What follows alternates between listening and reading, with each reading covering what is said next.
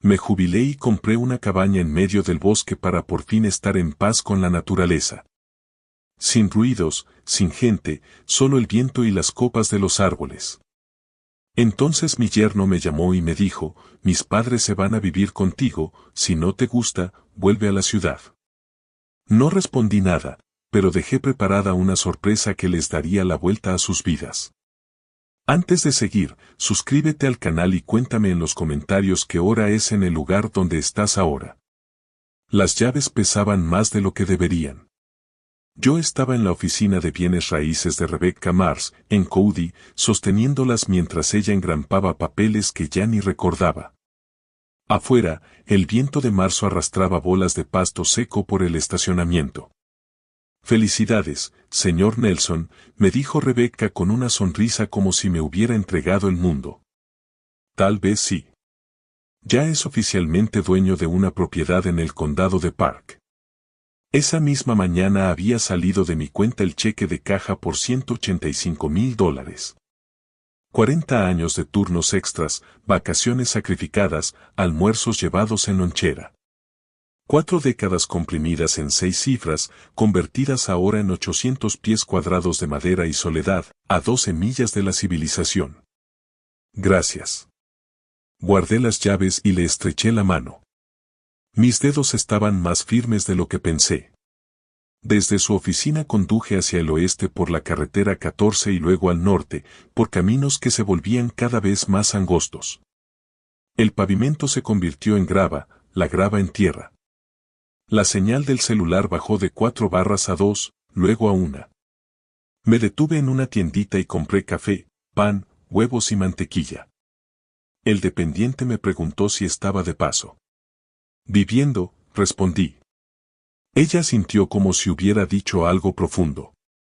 Los últimos 2 kilómetros subían entre pinos tan densos que casi no entraba el sol de la tarde. Cuando la cabaña apareció en un claro, apagué el motor y me quedé mirando. Había 4 alces pastando a unos 50 metros del porche. Levantaron la cabeza, observaron mi camioneta y siguieron comiendo. Uno apenas movió la oreja para espantar una mosca. Me quedé allí 5 minutos contemplándolos. Sin bocinas, sin sirenas, sin voces traspasando paredes de apartamentos. La cabaña era tal como prometían las fotos, troncos de cedro desgastados, techo metálico verde, chimenea de piedra. Pequeña, sí, pero mía. Abrí la puerta y entré. El aire olía a resina de pino y humo viejo de leña.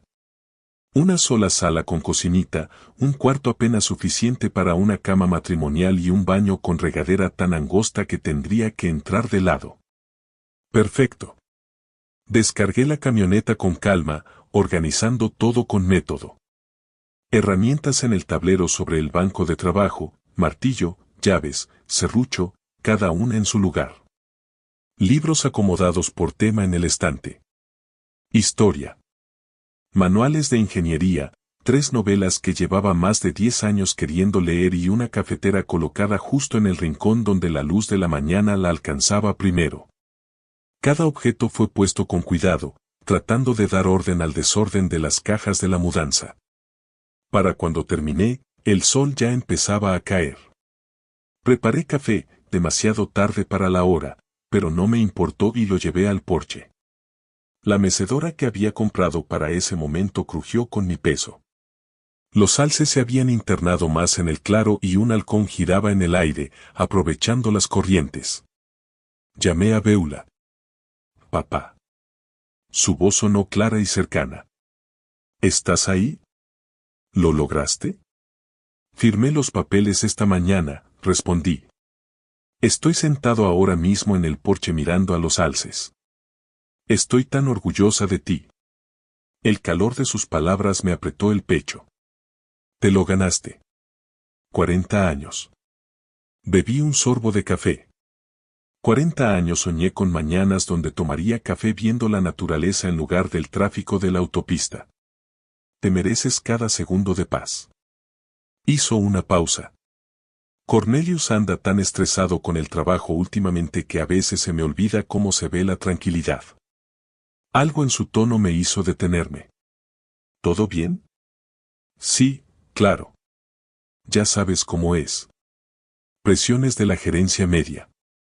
Rió, pero su risa sonó débil. ¿Cuándo puedo ir a verte? Cuando quieras, cariño.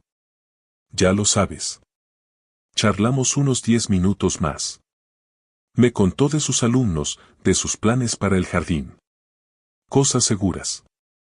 Al colgar, me quedé viendo cómo el sol pintaba de naranja y violeta las montañas. El café estaba frío, pero igual lo bebí. Una hora después sonó el teléfono. Mis padres perdieron su casa. Cornelius no se molestó en saludar. Su voz sonaba plana, como en sus llamadas de oficina. Se van a mudar contigo un par de meses hasta que encuentren un lugar. Apreté el brazo de la silla. Espera, ¿qué? Cornelius, acabo de comprar esta casa. Apenas. Solo un par de meses hasta que encuentren algo. Compré este lugar para estar solo. He gastado toda mi jubilación en él. Entonces te hubieras quedado en Denver. El viernes en la mañana. Te mando por mensaje la hora en que llegan. La línea se cortó. Me quedé ahí con el teléfono en la mano, mirando el claro donde antes habían estado los alces. Ya no estaban. Animales inteligentes. Mis nudillos se habían puesto blancos en el apoyabrazos y me obligué a soltarlo. Estiré los dedos. Respiré. Me serví otro café que en realidad no quería y me senté en la mesa de la cocina. Del bolsillo de mi chaqueta saqué un cuadernito y una pluma. Era de esos blocs de ingeniería con cuadrícula que había usado por 40 años para bocetos y cálculos. Empecé a escribir, no a desahogarme. Preguntas. Cálculos de tiempo. Evaluaciones de recursos. Las llaves de la cabaña descansaban junto al cuaderno. Una hora antes significaban libertad, ahora representaban otra cosa. Las tomé, sentí su peso y las volví a dejar con cuidado. Durante 40 años había sido el razonable, el mediador, el que tragaba incomodidades para mantener la paz familiar. Ya no más. El amanecer entró por las ventanas de la cocina y me encontró todavía ahí, con tazas vacías formando un semicírculo alrededor de mi cuaderno, lleno de listas, diagramas y preguntas escritas y reescritas. No había dormido ni lo necesitaba. Mi mente estaba más clara que en años. Enfocada. Nítida. Impulsada por algo más puro que el descanso. Preparé café fresco y repasé mis notas. Luego recogí todo, cargué mi camioneta y manejé de regreso a Cody. La estación de guardaparques de Yellowstone quedaba 20 minutos al oeste. Un edificio moderno diseñado para fundirse con el paisaje. Dentro, exhibiciones educativas mostraban manadas de lobos, territorios de osos y rutas migratorias de alces. Un guardaparque, de unos 40 años, con el rostro curtido de tanto pasar tiempo al aire libre, levantó la vista de su escritorio. ¿Le ayudo en algo? Me acabo de mudar desde Denver, le dije. Compré un terreno cerca del County Road 14. Hermosa zona, sonrió. Tendrá que tener cuidado con el almacenamiento de comida. Hay mucha actividad de osos en primavera. ¿Y qué hay de los lobos? Escuché que regresaron a la región. La reintroducción ha sido exitosa. Se levantó y señaló un mapa en la pared con alfileres de colores. Suelen ser tímidos, pero tienen un olfato increíble. Detectan presas o comida a kilómetros. ¿Piensa cazar? No, solo quiero estar preparado. Muy sensato, me dio un folleto. Mantenga su propiedad limpia. No deje nada que los atraiga, a menos que quiera visitantes. Tomé notas detalladas en mi cuaderno de campo, dirección del viento, territorios de manadas, patrones de comportamiento según la estación. Le agradecí con sinceridad, le comenté otra vez que venía de Denver y que aún estaba aprendiendo cómo era la vida en la sierra. Cada palabra sonaba calculada para parecer ingenua, preocupada, justo lo que él esperaría de un recién llegado nervioso. Al regresar a Coudi entré en una tienda de artículos al aire libre, de esas con animales disecados en las paredes y estantes llenos de ropa de camuflaje. La sección de cámaras estaba entre el equipo de caza y los sistemas de seguridad. Busco cámaras para vida silvestre, quiero vigilar la actividad de osos cerca de mi terreno, le dije al dependiente. Me mostró 2 modelos con sensor de movimiento, visión nocturna y conexión celular. Con estas te irá bien, mucha gente quiere cuidar su tierra, aseguró. Costaban $340 y pagué en efectivo. Esa misma tarde de miércoles, en la cabaña, las instalé con cuidado, una apuntando hacia la entrada del camino y otra enfocando al porche principal. Probé los sensores, revisé la señal, ajusté posiciones hasta que la cobertura quedó perfecta. La parte ingeniera de mi cabeza, después de 40 años resolviendo problemas estructurales, disfrutó la precisión. Oculté las cámaras lo suficiente para que pasaran desapercibidas y a la vez captaran lo necesario. Probar, ajustar, verificar. Ambas se conectaron a mi celular con apenas una línea de servicio, débil pero suficiente. El jueves en la mañana conduje de vuelta a Coudi. La carnicería quedaba en una calle secundaria, atendía a rancheros y restaurantes locales. Necesito 20 libras de retazos de res, pedí. Vísceras, grasa, recortes para perros. El carnicero ni se inmutó. Está bien. Fueron $45 por la carne envuelta en papel blanco y acomodada en las neveras que había traído. El olor era inmediato y fuerte, sangre, grasa, carne cruda. Esa tarde, en el claro detrás de la cabaña, abrí los hieleros. El viento venía del oeste, lo comprobé a la vieja usanza, mojando mi dedo y levantándolo. Caminé unos 30 metros cuesta arriba desde la construcción. Coloqué la carne en 3 montones, distribuyéndola para que el olor se propagara mejor. Nada al azar, todo calculado, lo bastante cerca para atraer a los depredadores, pero lo suficientemente lejos para que se enfocaran en la carne y no en la cabaña. No quería poner a nadie en riesgo, quería enseñarles una lección. De vuelta dentro, revisé cada cuarto, aseguré ventanas, desconecté lo innecesario, dejé el termostato en lo mínimo para proteger mi inversión mientras el plan quedaba listo. Me detuve en la puerta, observé por última vez el lugar donde apenas había pasado 3 días y salí sin dudarlo. El viaje de regreso a Denver tomó 5 horas. Llegué a mi antigua casa justo antes de la medianoche, aquella vivienda en las afueras que aún no había vendido, medio amueblada pero vacía. Descargué la camioneta, instalé mi laptop en la sala y coloqué el teléfono en un sitio donde pudiera ver las cámaras. Luego, esperé. El viernes a las 10 de la mañana, un sedán apareció en la pantalla de mi celular. Leonard y Grace bajaron, mirando a su alrededor con esas expresiones que conocía incluso desde la pequeña imagen, desagrado, juicio. El micrófono de la cámara captó sus voces. ¿Aquí es donde vive ahora?, preguntó Grace, frunciendo la nariz. Huele a pino y tierra. Al menos es gratis, dijo Leonard mientras se acercaba a la cabaña. Nos quedaremos unos meses, dejemos que Cornelius decida qué sigue. No entiendo por qué tuvimos que venir hasta aquí. Grace se detuvo de golpe. Leonard, lobos. 3 figuras salieron de la línea de árboles al noroeste, grises y marrones, avanzando con cautela hacia los montones de carne. No eran agresivos ni parecían interesados en los humanos, solo tenían hambre. Leonard los vio y se puso pálido. Sube al coche, ahora. Corrieron. Grace tropezó, se recuperó y la puerta del carro se cerró de golpe. El motor rugió y la grava voló mientras retrocedían a toda prisa antes de acelerar por el camino. Los lobos, sin inmutarse, siguieron hacia la carne. Cerré la laptop y tomé mi café. Bebí un sorbo lento. 20 minutos después, sonó mi teléfono. ¿Qué hiciste? La voz de Cornelius había perdido su tono profesional, ahora era pura furia. Mis padres casi son atacados. No hice nada, respondí con calma. Te advertí que esta propiedad está en medio del bosque. Tú planeaste esto. Atrapaste a esos animales. Cornelius, vivo en tierra de lobos. Ellos viven aquí. Este es su hogar.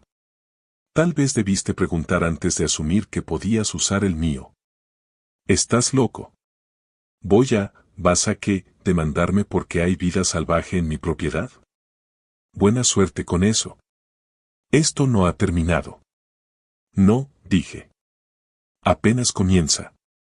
Colgué, dejé el teléfono con cuidado, volví a la laptop y observé nuevamente cómo los lobos terminaban la carne antes de desaparecer entre los árboles del bosque. Desde mi ventana en Denver se levantaban las montañas a lo lejos. Allá arriba me esperaba la cabaña, donde había estado pensando en cómo defenderme. Pero al sentarme a ver la grabación una vez más, entendí que algo había cambiado. Ya no se trataba de defensa. Pasaron 2 semanas antes de que Cornelius hiciera su siguiente movimiento. En esos días intenté vivir la rutina que había soñado, café en el porche al amanecer, viendo a los alces cruzar el claro, leyendo los libros que había dejado pendientes por décadas. Sin embargo, la calma se sentía frágil, como pararse sobre hielo que puede quebrarse en cualquier momento. Miraba el teléfono más de lo que quería, mantenía las cámaras abiertas en la laptop y aguzaba el oído por si algún vehículo subía por el camino de tierra. A mediados de abril llegaron las primeras flores silvestres y las tardes más tibias. Estaba partiendo leña cuando sonó mi celular. Era Beulah. Papá, por favor. Su voz se quebró en la segunda palabra. Lloraba. Cornelius me enseñó el video de los lobos. Eso pudo haber terminado mucho peor. Dejé el hacha y caminé al porche. Beulah, cariño, en estas montañas hay lobos. Yo no provoqué esa situación. Le advertí a Cornelius que este lugar no era adecuado para hospedar a sus padres. Pero sabías que vendrían. Pudiste haber hecho algo para que fuera más seguro. El guión era evidente. Cada frase sonaba ensayada, como dictada. Mi hija se había convertido en su mensajera. Compré esta propiedad buscando soledad, le dije, manteniendo la voz firme. Nadie me preguntó si quería recibir visitas, pero estoy dispuesto a reunirme con Leonard y Grace para hablar de opciones. ¿De verdad? Su tono se llenó de esperanza. Sí, pero será en el pueblo. Terreno neutral. Conversaremos. Al colgar, me quedé observando las nubes moviéndose sobre las montañas. Ella creía sinceramente que ayudaba. Eso lo hacía peor. 2 días después conduje hasta Cody para el encuentro. Había pasado las noches previas preparándome, investigando precios de alquiler en zonas rurales de Wyoming, imprimiendo 3 copias de un contrato de renta temporal y repasando lo básico de la ley de propiedades. Esa misma mañana practiqué mi presentación frente al espejo del camión, buscando la manera correcta de expresarme. Firme, pero sin agresividad. Claro, pero sin frialdad. El café Grizzly Peak estaba en la calle principal, pequeño y local. Mesas de madera, fotos de paisajes en las paredes y grandes ventanas hacia el movimiento matutino. Llegué 15 minutos antes y elegí con cuidado mi sitio. Una mesa junto a la ventana, con la espalda contra la pared y la entrada a la vista. Todo dentro del alcance de la cámara de seguridad que había notado sobre la caja. Pedí un café negro y esperé. Leonard y Grace llegaron justo a la hora. Seguramente Cornelius los había traído y estacionado cerca, dándoles instrucciones sobre qué decir. Entraron sin pedir nada y se sentaron frente a mí como si los hubiera citado ante un juez. Hola, Leonard. Grace, ¿quieres café? Leonard no respondió. Ray, esto ya ha ido demasiado lejos. Necesitamos esas llaves. Hoy mismo. No venimos por café, añadió Grace. Venimos porque la familia debe ayudar a la familia. Saqué del folder el contrato de alquiler y lo deslicé por la mesa. El papel rozó la madera con un sonido suave.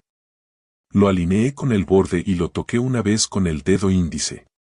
Estoy de acuerdo, por eso preparé una propuesta. Leonard bajó la vista y luego me miró de nuevo, con el rostro enrojecido. Un contrato de alquiler, ¿nos vas a cobrar renta, precio de mercado por una propiedad amueblada en esta zona? 1.200 al mes. Contrato de 6 meses.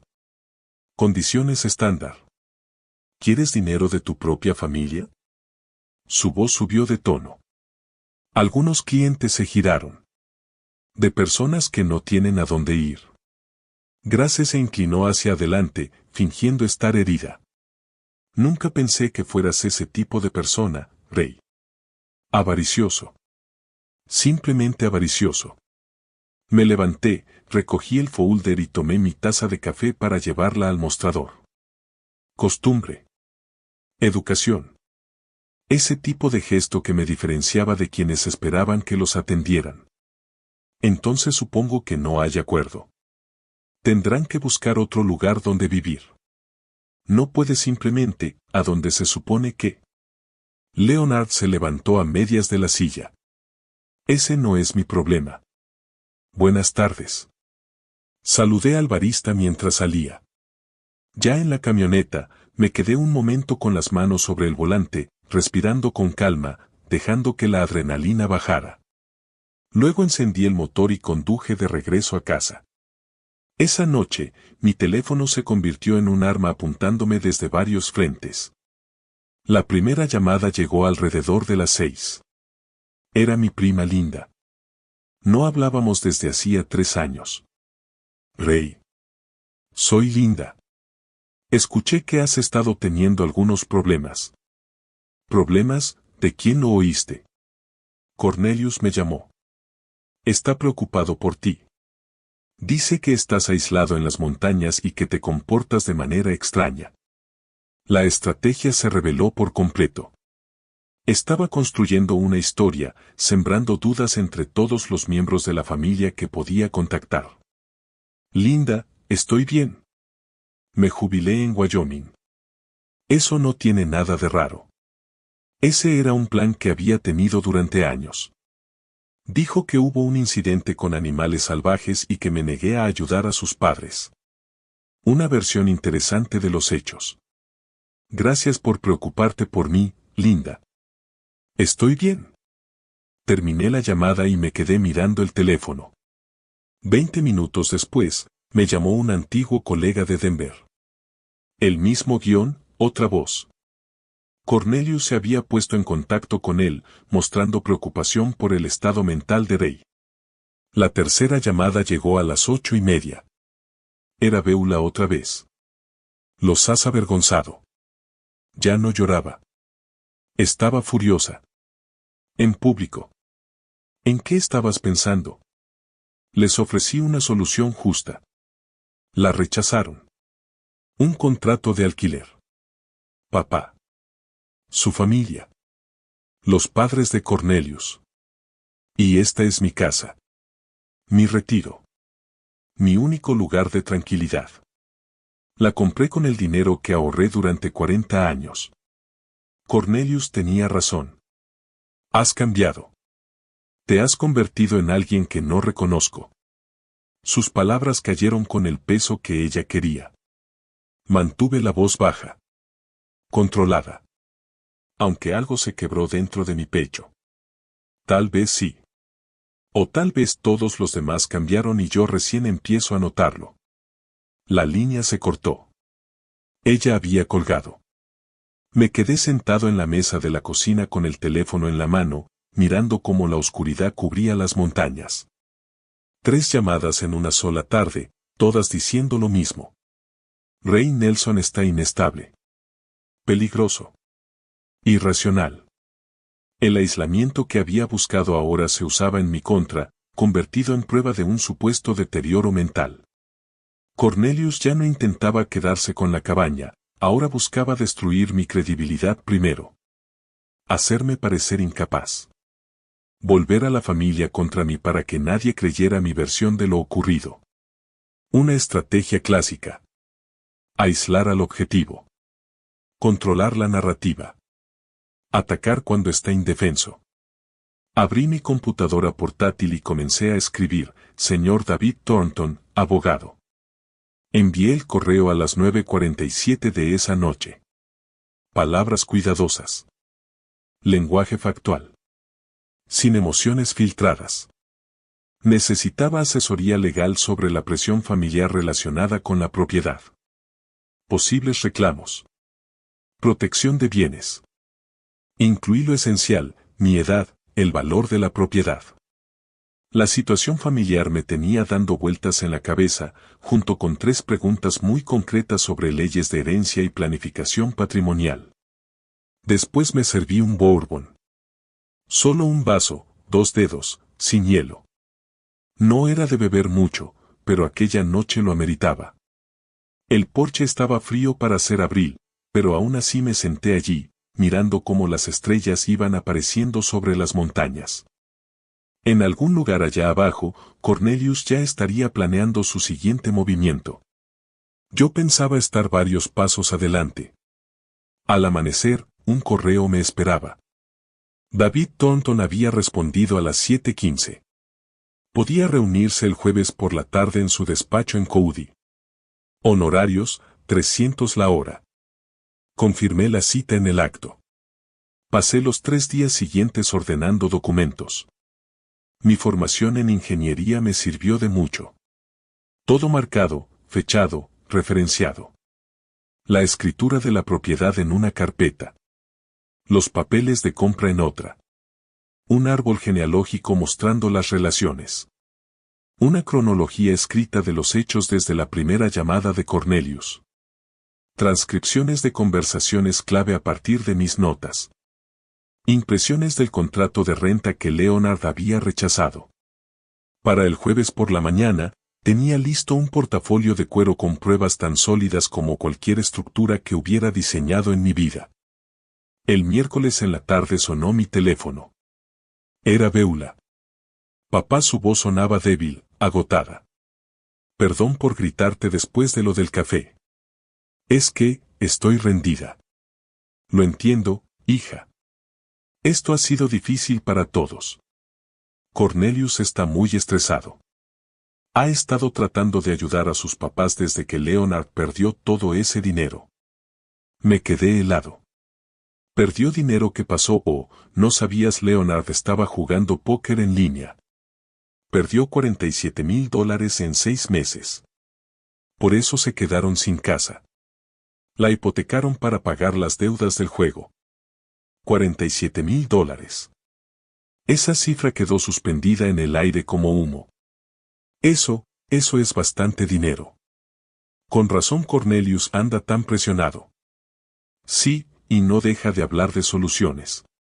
De que si pudiéramos, no sé, reorganizar los bienes de la familia. Ella hablaba cada vez más rápido, la tensión le ganaba a la prudencia. Mencionó algo sobre poner tu cabaña en un fideicomiso familiar para que eventualmente beneficiara a todos. Para la planificación de la herencia, ¿sabes? Y seguramente el valor de la propiedad ya aumentó desde que la compraste en marzo. Cada palabra encajaba como una pieza de rompecabezas. Un fideicomiso familiar. Es una idea interesante. ¿Cuándo te lo propuso Cornelius? Hace unas semanas. Dijo que sería conveniente por temas de impuestos cuando tú, bueno, en el futuro. No entiendo mucho de planificación patrimonial. Yo tampoco. Por eso voy a consultar con un abogado esta semana, para asegurarme de que todo quede en regla. ¿Un abogado? Su voz se endureció. Papá, ¿es necesario? A mi edad, con una propiedad de tanto valor, sí. Es lo responsable. Después de colgar, agregué 6 páginas de notas a mis documentos. El juego de apuestas de Leonard. El plan de Cornelius disfrazado de estrategia patrimonial. La línea de tiempo de la desesperación que alimentaba la agresión. El jueves por la tarde manejé hasta Cody y estacioné frente a la ferretería Murphy's en la avenida Sheridan. La oficina de Thornton estaba en el segundo piso. Letreros profesionales, flujo constante de gente, edificio bien cuidado. Observé 5 minutos, evaluando. Luego tomé mi portafolio y entré. David Thornton tendría poco más de 50, con la rudeza curtida de Wyoming y el trato directo de alguien que creció en un rancho antes de que la Facultad de Derecho cambiara su rumbo. Su despacho tenía muebles de madera, libros jurídicos, un título enmarcado de la Universidad de Wyoming y una ventana con vista a la calle principal. Le entregué mis documentos en orden, escrituras de propiedad, árbol familiar, cronología, pruebas. Cada papel pasaba de mis manos a las suyas en el momento indicado. Thornton tomaba notas, hacía preguntas precisas. Yo tenía respuestas listas. Señor Nelson, debo decir que esta es la recopilación más organizada que he visto en años. Lo tiene todo documentado. 40 años en ingeniería de construcción. La documentación evita pleitos. En este caso, va a protegerlo de manera significativa. Se recostó, golpeando el escritorio con su bolígrafo. Aquí está mi análisis. Su yerno intenta sentar bases para alegar que usted es incompetente o que necesita supervisión. La campaña de difamación, las historias sobre comportamientos peligrosos, son pasos preliminares para una posible solicitud de curatela. Una curatela, quitarme mis derechos legales, es una táctica. No siempre resulta, pero puede trabar sus bienes en tribunales durante meses mientras discuten que usted no puede manejar sus asuntos. La solución es demostrar de manera concluyente que usted administra sus asuntos con competencia, que es precisamente lo que estamos haciendo ahora. El siguiente paso era establecer un fideicomiso revocable con un administrador independiente. Te hablo claro, costará alrededor de $2.400 en honorarios legales, pero básicamente te vuelve intocable. La propiedad pasa a ser del fideicomiso y no tuya de forma personal, así que la presión familiar deja de tener peso legal. Hazlo. ¿En cuánto tiempo podemos tenerlo listo? 2 semanas. Yo redacto los documentos. Tú los revisas y firmas. Luego se registran como corresponde. A partir de ahí, tu patrimonio queda protegido. La reunión duró 1 hora y media. Al salir, el sol ya estaba más bajo, pero yo me sentía más despejado que en semanas. Siguiendo el consejo de Thornton, en vez de volver a casa conduje hasta la biblioteca pública. Elegí un ordenador en la esquina, con la espalda contra la pared, costumbre mía, y accedí a los registros de propiedades de Colorado, bases de datos públicas que ya conocía de mi etapa como ingeniero. Permisos de construcción.